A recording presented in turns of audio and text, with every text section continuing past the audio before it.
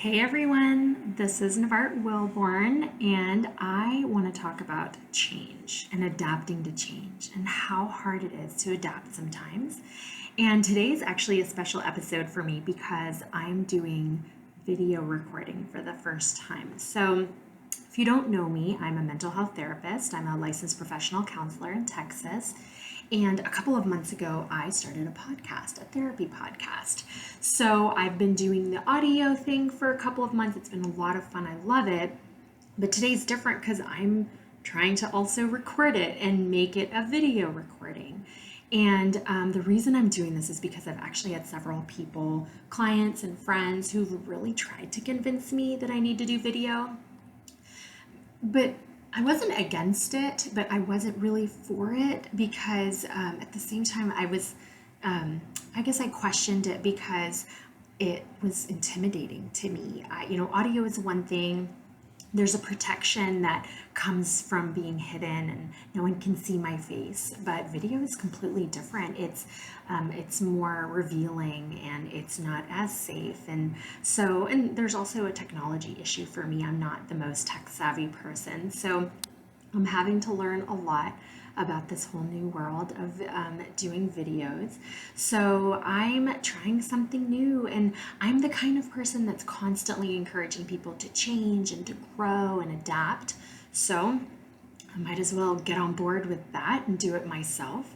And honestly, since I started the podcast, I've grown a lot in my own ways because as I prepare for an episode, I have to think a lot about what I want to say and to think of good examples, whether it's from my own life or examples from stories that other people have shared with me about their life.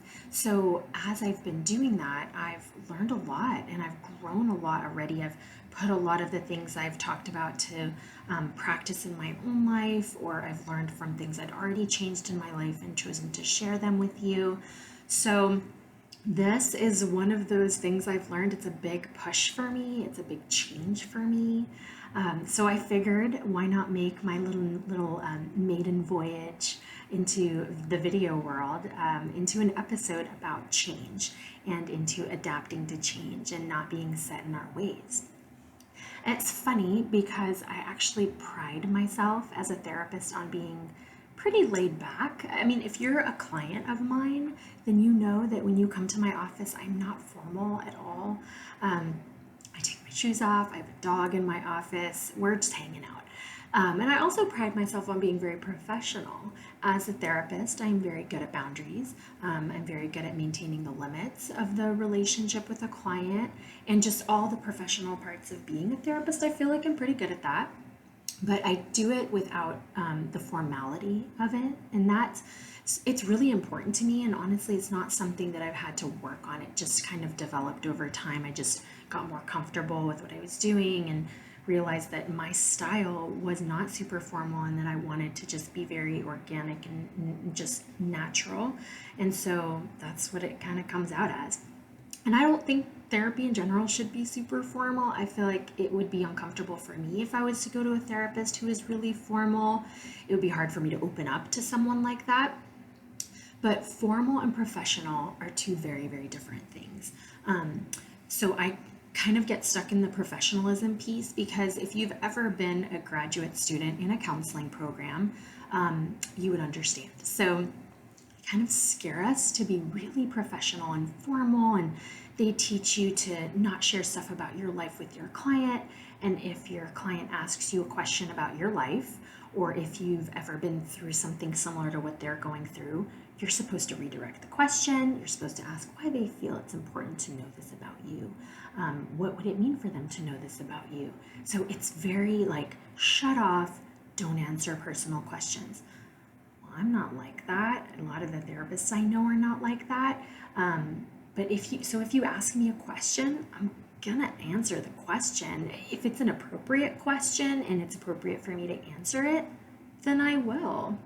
If it's not appropriate or somehow breach that professionalism or blur some kind of line in the professional therapeutic relationship, then I'm gonna find a way not to answer it. I'm gonna be honest and tell you that I don't feel comfortable answering that. The boundaries and the lines are drawn for me. They're very clear, but I'm not going to be the kind of therapist that doesn't share anything about my myself. It's just not my style. But I feel that in some ways also is why people are drawn to me. And I've actually gotten great feedback over the past 12 years that I've been doing this. I've had a lot of people point out that like it's easy to talk to me because I'm so laid back, because it's so informal. So apply that to social media. I'm trying to get better at social media. I'm trying to grow my podcast, build these plans that I have for my business, and that requires social media. It requires marketing, requires me getting out in front of people, and unfortunately, I'm not really great at the social media thing. I use it personally, I look at Facebook and a little bit of Instagram, but I'm not great at it. I don't do anything fancy. It just doesn't come really naturally to me. And then, I watch other people online on, on Instagram posting videos, reels, stories, on Facebook, on TikTok, all of that. And I don't always get it. I don't see myself doing that. I don't feel like that's something that I would really easily do. And then it kind of goes back to the professionalism piece. I ask myself, how can I do that? How can I post videos and do all the things that come with social media marketing and all of that and still be professional? Because I want to be taken seriously as a therapist. I want to be considered good at what I do. I want to be viewed as good at my job, as an expert in my field. And my worry is that I have this old way of thinking about well, it's just an old way of thinking. I guess it's kind of more, it's antiquated, but I consider social media as more laid back and informal. And that old way of thinking is that professionals don't use it the way influencers use it. It's just a different category of business. But I'm trying to teach myself that that's not accurate. That's not a fair way to look at it. I think, the reality is that a lot of people are incredibly professional business owners or very formal in their business, and they still do social media to market themselves, to grow themselves, or to build their brand. So I had to really stop and think about that and I had to ask myself, like, okay, what is my holdup? Like, what is the issue in the way that I'm looking at it? So on one hand, it's that fear of change, or just adapting and not really knowing how to do it. And then the other part of it is pride. I realize that I have pride about this because I don't want to be judged. I don't want to be made fun of or mocked for it. I want to be taken seriously. And I think that that's a pride issue. I think it's also maybe a self-esteem issue, but I've decided that I'm going to break through that today. It doesn't mean that it's going to go away, that those feelings will go away, and it doesn't mean that I'm not going to feel, the intimidation or the worry, but I've decided that I need to just push through it. If it's not about not caring, I don't want to say, well, I don't care what people think, I'm just going to do it anyway. No. It's about caring enough to try. I want to be good at this. I want to take my plans through for my business. And that means if I care enough, I'm going to do it. So that's what I'm doing. So let's talk about you. I want you to think about what prevents you personally from changing. Change is a big topic I think we need to dedicate more time to. And I'll bring it back into other episodes. But I want you to think of the things that you're scared of or the things that you maybe haven't done because it does require change. There's an apprehension because of the change or because of the judgment maybe that we've talked about before. So if you've listened to my previous episodes, there was an episode about fear of judgment versus fear of failure. And so all of that applies here. But I also think that the struggle to adapt is added to that. And the worry that, if you do something that you've never done before and if it fails or if it's just not taken seriously, if it's judged, that's somehow going to reflect on you. And either it'll reflect on your profession or maybe your ability as a parent or whatever it is that you're worried you're going to get judged on. But then when I talked about fear of failure and fear of judgment, I didn't include the topic of pride. And I think that that's important. I've learned just in kind of developing my thoughts about it, that pride is part of that equation. It's an extension of that. Because for me, I do believe that my own pride is related to my fear of judgment. It affects me in the sense that if I was to fail, or if I was to be judged, then somehow it's going to reflect on me professionally, and that people are going to see me a certain way. Also, maybe there's a part of me that needs to get over myself, and not judge other people, right? So when I look at social media and I see the people on there, I have an opinion. And, sometimes my opinion has been like, that's not super professional. Well, now I'm being judgmental, right? So I'm preventing myself from doing something because I have an opinion that's negative of that thing. So I had to face that. I had to look at that and be like, okay, why is it bad? Why do people have to do things a certain way on social media? Why is it bad that they're laid back and they're doing things that maybe traditionally wouldn't be counted professional? And I started thinking, on a kind of different social media platform. I've had several clients that are trying to talk me into doing TikTok videos.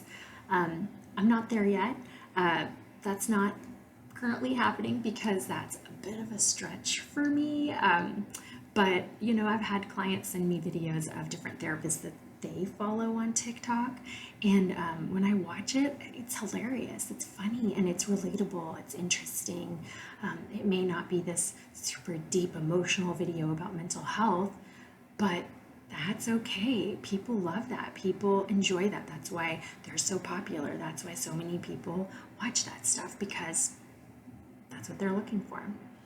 So then I look at myself, if I pride myself on being laid back in my practice, and that's something that I know is important to me and is something that clients like, and if this whole podcast video thing is an extension of what I do in my office, then maybe I need to do it on social media too, right? So now I have to be careful with how I look at things, and I have to challenge myself. I'm a compartmentalizer. That's just kind of how my brain works. I compartmentalize things because in my brain, because it just helps me manage making sense of things. It helps me manage my emotions. It helps me manage just how I talk to people. But I think the social media topic, it's in a compartment that is a little outdated. It's a compartment that tells me that serious therapists don't do TikToks. But if I know that being laid back is an aspect of my practice that is respected and frequently commented on by clients, then I have to figure out how to bridge that gap and do that in social media in a way that works for me, that matches my style. But I do have to put myself out there because that's what people are looking for. So it's important, because when people are flipping through their social media, some people want to see really serious stuff, but not everyone wants to see formal things all the time. They don't want to see serious things all the time. They want something laid back. They want to be able to relate to the person they're listening to or watching. So I'm growing, I'm challenging myself a lot. And all of you who have been talking about me doing videos and TikToks, you know who you are, so we're probably going to giggle about this next time I see you, whether you're a friend or a client at a session. But you just need to know, and you need to believe in me. I'm trying to get there. So back to you and all of you, whoever's listening to this, whoever cares. How do you need to push yourself? What do you need to do that's out of your element, that is out of your comfort zone, that you might worry could lead to some kind of judgment or embarrassment, but ultimately it's going to advance what you're doing, and it could be a personal advancement, professional, whatever it is. If I can put myself out there and completely risk embarrassment, in my eyes, I think I'm risking embarrassment by being on social media, then you can push yourself too.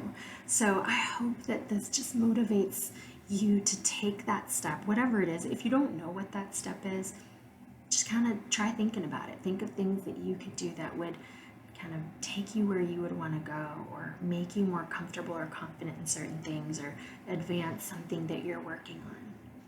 Do it. I'm putting myself out there. I'm doing this. It's new. I have committed to a weekly audio podcast episode, and that's what I've been doing. I'm not quite ready to commit to a weekly video. I'm gonna try, but I feel like if I commit to it, then I'll be really upset with myself if I can't stick to it. I don't know what my schedule is gonna allow. I don't know if I can make that happen. So hopefully that helps you realize that if you decide you're gonna work on something, that you don't have to commit 100% to it. Try it, put yourself out there, take a risk. If it goes well, great, nurture it, grow it. If it doesn't go well, do you need to change the way you're doing it? Do you need to modify that? Or is it just not something you need to be doing? If this is a complete flop for me, I'm just not going to do videos very much. But I'm going to wait and see what happens. I'm going to see what people think. I'm going to listen to whoever shares their feedback with me, see how I feel about it, and then I'm going to decide. But today was a day of new things for me, of challenge, of pushing myself. So I hope this helps you do that, and we'll see if I make more. All right, thanks guys. Bye.